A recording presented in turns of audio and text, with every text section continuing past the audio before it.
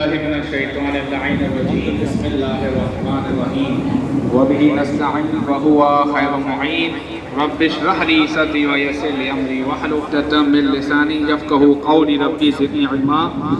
جس مقام پہ آپ موجود ہیں اسے مقام امام جعفر صادق علیہ السلام کہا جاتا ہے۔ صلوات پڑھیں۔ رسول خدا صلی اللہ علیہ وآلہ وسلم سے ایک روایت ہے کہ رسول نے کہا تھا کہ میرے آنے والی نسل میں سے ایک جعفر ہوگا اور اسے تم جعفر صادق کہنا۔ کہا کیوں؟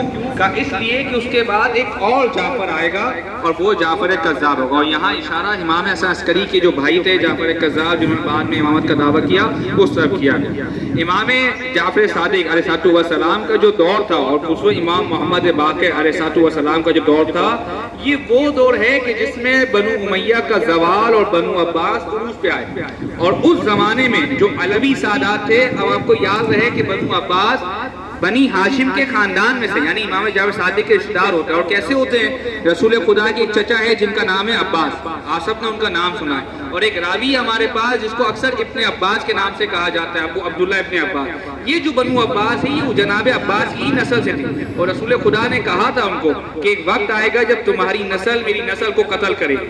تو یہ بنو عباس اس زمانے میں عروج پہ آ رہے تھے، اور کس طریقے سے آئے کہ سادات علوی کو انہوں نے کہا کہ حکومت تمہارا حق ہے لہذا تم حکومت کرو تو ہم تمہارے ساتھ ہیں۔ امام صادق علیہ السلام نے بہرحال کوئی خاص رضامندی نہیں دکھائی تھی، اور جب بنو عباس حکومت پہ آتے ہیں تو حکومت پہ آنے کے بعد سب سے پہلے سادات علوی کا قتل کیا جاتا ہے۔ منصور دوان کی جو امام جعفر صادق کے زمانے موجود تھا جس امام صادق علیہ السلام کو شہید کیا، اس کے بارے میں روایت ہے کہ وہ اتنا سفاک آدمی تھا کہ جب وہ واصل جہنم ہوا اس کے محل میں کمرہ تھا، اس کمرے کی چابی جو ہمیشہ اس کے پاس رہتی تھی، اس کے اہل خانہ کا کہنا ہے کہ ہمیں لگتا تھا اس میں کوئی خزانہ ہے۔ اب تاریخ کا جملہ سنیے گا، جب وہ واصل جہنم ہو چکا اور ان کو جب چابی ملی، کہتے ہم نے جب وہ کمرہ جا کے دیکھا ہے اس میں صرف سادات علوی کی لاشیں تھی، اور ہر لاش کے اوپر لکھا ہوا تھا کس سلسلہ نسب سے یہ امیر کائنات سے جا ملتا ہے۔ وہ دور تھا امام جعفر صادق امام محمد باقر کا، اور اس دور میں سب سے زیادہ علم جو پھیلایا وہ امام محمد باقر امام صادق نے پھیلایا۔ یہ مطلب نہیں ہے کہ دیگر ائمہ نعوذ باللہ من ذالک ان سے علم میں کم تھے وغیرہ، ان کے پاس وہ سب سے اچھا موقع ملا کہ وہ علم کے ذریعے جو ہے وہ دین کی تبلیغ کر سکے۔ حتیٰ کہ تاریخ کہتی ہے کہ ایک ایک وقت میں 4000 طالب علم امام صادق علیہ السلام کے درس میں آ کے بیٹھا کرتے تھے۔ فقہ حنفی اہل سنت کا جو فقہ ہے ہمارے پاس جس کے بانی ابو حنیفہ ہے، جس کا اصل نام نعمان تھا، اس کا جملہ ہے لولا السنتان لہلک نعمان۔ اگر نعمان نے یہ 2 سال جعفر صادق کی شاگردی میں نہیں گزارے ہوتے تو نعمان ہلاک ہو چکا ہوتا۔ صلوات پڑھیں محمد وآل محمد۔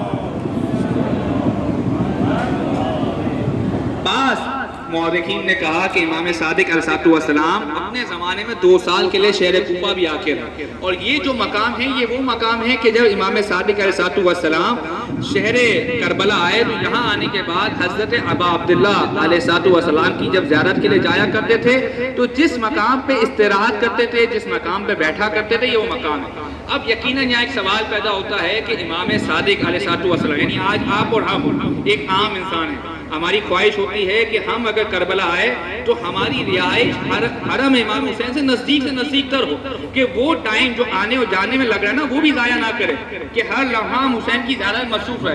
تو امام صادق علیہ السلام کیوں اپنے زمانے میں اتنا دور آ کے بیٹھ رہے ہیں؟ تو اب آپ امیر کائنات کے اگر زمانے میں آ جائے، ابھی آپ شہر نجف جب جائیں گے انشاءاللہ تو وہاں پہ ایک مقام ہے، مقام امام سجاد علیہ السلام۔ وہ مقام بھی امیر کائنات کی مرکز سے کافی فاصلے پر ہے۔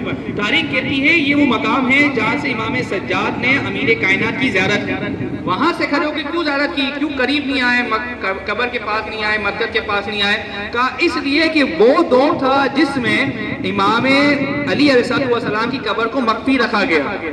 اگر امام سجاد قبر پہ آ جاتے اور جو 7 لوگ تھے تو ان کو پتا چل جاتا کہ امیر کائنات کی قبر مبارک کہاں ہے، تو لہذا امام نے ایک ایسے مقام سے کھڑے ہو کے زیارت کی۔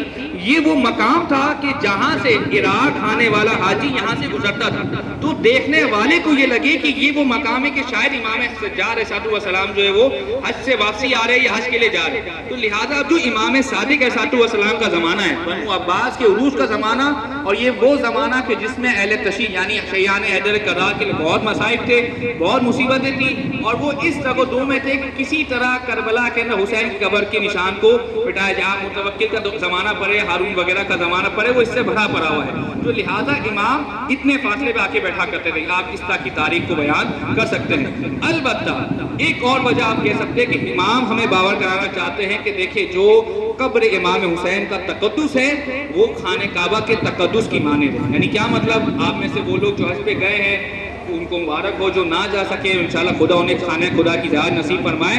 تاریخ روایات کہتی ہے کہ خانہ کعبہ کے پاس بیٹھ کر دنیاوی گفتگو کرنا، کاروباری گفتگو کرنا تقدس سے خانہ کعبہ کو پامال کرنے کے مترادف کا بالکل اسی طریقے سے قبر حضرت ابا عبداللہ علیہ السلام کے اطراف میں بیٹھ کر دنیاوی گفتگو کرنا، ہنسی مذاق کرنا، کوئی بھی اس طرح کا فعل انجام دینا تقدس حرم ابا عبداللہ کو پامال کرنے کے مترادف ہے۔ بہرحال آپ اور انسان ہے، بھول جاتا ہے انسان، کوشش کرے جب تک کربلا کے اندر موجود ہے، جب آپ کو یاد آ جائے کہ میں ایک ایسا فعل انجام دے رہا ہوں کہیں نہ کہیں تقدس حرم کو پامال کر رہا ہے، تو لہٰذا اپنے آپ کو اس سے اجتناب کریں۔